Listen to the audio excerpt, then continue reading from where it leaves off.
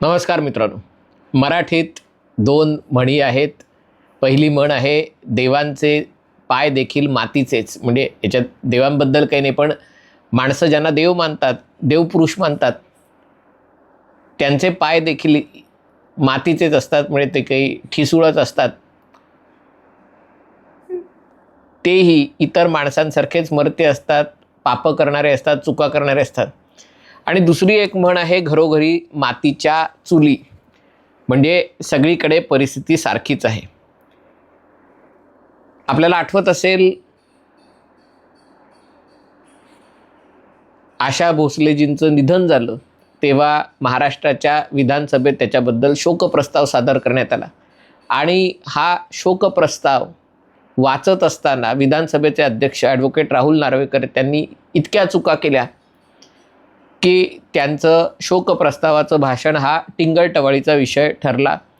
आणि मग त्याच्यात आपले मिमिक्री आर्टिस्ट, कार्टूनिस्ट, फोटोग्राफर असे वेगवेगळ्या ओळखी असलेले बोरू बहाद्दर सगळेजण तुटून पडले. केवढं मराठी बोलता येत नाही,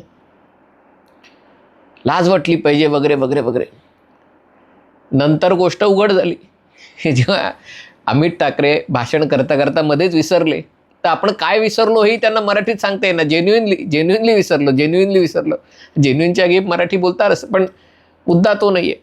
आणि मग हे सगळे विषय पुन्हा चर्चेचा विषय झाला की मराठीसाठी राजकारण करणाऱ्यांची मुलं इंग्रजी माध्यमात का शिकतात, त्यांना पटकन सवयीने मराठीपेक्षा इंग्रजी का बोलावं लागतं. आणि तेव्हा असं सांगितलं तर कारण हे सगळं महाराष्ट्रात या सगळ्या गायपट्ट्यातल्या लोकांमुळे हे असं झालेलं आहे. नाहीतर दक्षिणेत बघा, दक्षिणेत काय परिस्थिती असते. दक्षिणेत कसे लोक स्वतःच्या भाषेचे अभिमानी असतात. हिंदी नाही म्हणजे नाही बोलत, ते स्वतःच्या मातृभाषेत बोलतात. आता तामिळनाडूमध्ये अशी घटना घडलेली आहे, ऐका. पण ती घटना आपल्याला सगळ्यांना अंतर्मुख करणारी आहे. सी जोसेफ विजय, तामिळनाडूचे नवीन मुख्यमंत्री. नाव विजय आहे, पण त्याच्या मागे सी जोसेफ हेही महत्त्वाचं आहे. आणि विजय यांच्या मंत्रिमंडळात अर्थ खातं एन मारी विल्सन याही त्यांच्याच धर्मबंधूंकडे आहे. तुम्ही म्हणाल काय झालं, उगाच कशाला धर्म काढायचा, उगाच कोणाचा काय अर्थ आहे का. प्रसंग असा झाला की सोमवारी विजय यांनी एक नवीन ठराव पास केला. कारण आता देशात वंदे मातरम राष्ट्रगीताच्या दर्जा त्याला देण्यात आला. संपूर्ण वंदे मातरम म्हणणं आवश्यक ठरलं. तसं तामिळनाडूतही एक तमिळ अभिमान गीत, जसं मराठी अभिमान गीत आहे तसं त्यांचं एक तमिळ अभिमान गीत, कुठल्याही कार्यक्रमाच्या सुरुवातीला ते तमिळ अभिमान गीत झालं पाहिजे. कारण आपण तमिळ आहोत, आपल्याला आपल्या भाषेचा अभिमान असला पाहिजे. आणि खरं आहे, म्हणजे तमिळ भाषा काही जणांच्या मते संस्कृतपेक्षाही पुरातन आहे. काही जणांचं म्हणणं आहे संस्कृतच्या समकालीन आहे, पण अतिशय समृद्ध भाषा आहे. आणि अभिमान वाटावा अशा अनेक गोष्टी तमिळ साहित्याने दिलेल्या आहेत. तमिळ संगम साहित्य ज्याला म्हणतात. पण गंमत म्हणजे या तमिळ अस्मितेवरनं एवढं रणकंदन माजलं असताना तमिळनाडूच्या तमिळ प्रेमी अर्थमंत्र्यांना तमिळ बोलता येईना. म्हणजे ज्या सरकारनी तमिळ भाषा अभिमान, तमिळ अभिमान गीत गायलं जावं याचा ठराव मांडला, त्याच पक्षाच्या अर्थमंत्र्यांना अर्थसंकल्प सादर करताना तमिळमध्ये बोलता येईना, चुका करायला लागले. आणि मग जेव्हा इतर सदस्य त्यांच्या चुका काढायला लागले तेव्हा त्यांनी सरळ तमिळमध्ये भाषण करणं बंद केलं आणि इंग्रजीमध्ये भाषण करणं सुरू केलं. आणि जेव्हा त्यांना याच्याबद्दल प्रश्न विचारले की अरे तुम्ही तमिळनाडूचे अर्थमंत्री आहात, अर्थसंकल्प सादर करताना तुम्हाला तमिळमध्ये का नाही करताय, तेव्हा त्यांनी सांगितलं की मी जन्मानी ख्रिश्चन आहे आणि मी ख्रिश्चन असल्यामुळे बायबलनी मला एकच संदेश दिलेला आहे की बायबल मला प्रेमाची भाषा शिकवते. एकच भाषा मला येते आणि ती म्हणजे प्रेमाची भाषा, कारण हा प्रेमाचा संदेश मला बायबलनी दिलेला आहे. जे तमिळ बोलतात त्यांच्यापैकी 50% लोक तमिळ बोलत असूनही प्रेमाची भाषा बोलता येत नाही, द्वेषाची भाषा बोलतात. त्यांचा रोख भाजपाकडे नव्हता, कारण भाजपा तामिळनाडूमध्ये असून नसल्यासारखं आहे. त्यांचा रोख DMK, द्रविड मुन्नेत्र कळगम आणि अण्णा DMK वगैरे या सगळ्या पक्षांकडे होता.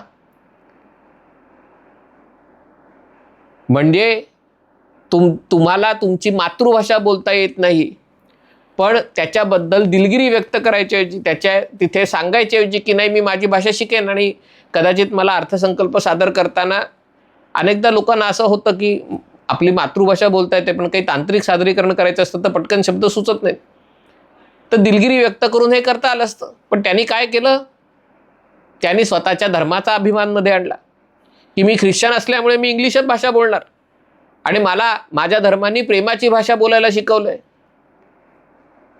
म्हणजे जे 50% बसलेत त्याच्यात ते हिंदू आहेत का अन्य कुठल्या धर्माचे आहेत की ज्यांना तमिळ भाषा येत असेल परंतु त्यांना प्रेमाची भाषा बोलता येत नाही, त्यांना द्वेषाची भाषा बोलता येते. अशा प्रकारे धर्माच्या आधारावर सरळ सरळ तुम्ही मनात द्वेष निर्माण होईल लोकांच्या, अशा प्रकारची वक्तव्य करता. तुम्ही तामिळनाडूचे अर्थमंत्री आहात, तुम्हाला तुमची मातृभाषा बोलता येत नाहीये, आणि हे इथले तमिळ प्रेमी, गायपट्टा विरोधी इथले ज्यांना तामिळनाडूचा अभिमान आहे, त्यांना ही वस्तुस्थिती माहिती आहे का की ज्या तमिळच्या अभिमानाच्या गोष्टी तुम्ही ते महाराष्ट्रात खपवता आणि मग UP बिहारी लोकांना मारहाण करण्याची भाषा वापरता, त्यांना हकलून देण्याची भाषा वापरता. त्या तामिळनाडूतल्याच अर्थमंत्र्यांना आपली भाषा बोलता येत नाहीये. जशी तुमच्या अनेक सवंगड्यांना मराठी बोलता येत नाही, किंवा मराठी बोलायला 4 मराठी ओळी शुद्ध भाषेत लिहायला सांगितलं तर बऱ्याचशा कार्यकर्त्यांना ते लिहिता येणार नाही, आणि म्हणून मग काय करायचं, मराठीची व्याख्याच बदलायची की ठेच लागली की आई ग म्हणायचं. आणि छत्रपती शिवाजी महाराज की, अर्थात हे हिंदीच आहे, छत्रपती शिवाजी महाराज की म्हटलं की जय जो म्हणेल तो मराठी. मराठीची व्याख्या एवढी सोपी केली की आणखीन काही व्याकरण, शुद्ध लेखन, ऱ्हस्व दीर्घ विचार करायची गरजच नाही. पण आपण ज्यांची उदाहरणं देतो त्यांची काय परिस्थिती आहे, आणि ती परिस्थिती मान्य करायच्याऐवजी त्याच्याऐवजी जर तुम्ही त्यात हिंदू द्वेष आणत असाल, तुम्हाला तुमची मातृभाषा न बोलता येण्यामागे तुम्ही तुमच्या धर्माचं, की मी जर हिंदू असेल तरच मला भारतीय भाषा बोलता यायला पाहिजेत, इतर मी जर मुसलमान असेल तर माझी भाषा अरबी, पर्शियन, तुर्की, उर्दू, मी जर ख्रिश्चन असेल तर माझी भाषा स्पॅनिश, इटालियन, इंग्लिश, आणि मग बाकीच्यांनी तमिळ वगैरे भाषा शिकावी. हा जो दृष्टिकोन आहे तो चुकीचा आहे, आणि हा दृष्टिकोन तमिळ अस्मितेच्या नावावर राजकारण करण्याचा त्यांच्या पक्षाच्या नेत्यांचा असेल तर तो आणखीनच जास्त चुकीचा आहे. याची दखल घेतली जावी, आणि पुढच्या वेळेला म्हणजे केव्हाही जे भाषेच्या राजकारणाचा उदो करतात त्यांना त्यांचीच मातृभाषा किती येते याची पहिले चौकशी व्हायला हवी. हा व्हिडिओ आपल्याला आवडला असेल तर कृपया लाईक करा, शेअर करा आणि चॅनल सबस्क्राईब करण्याची विनंती आहे. तुर्तास इथेच थांबतो. पाहत रहा MH48.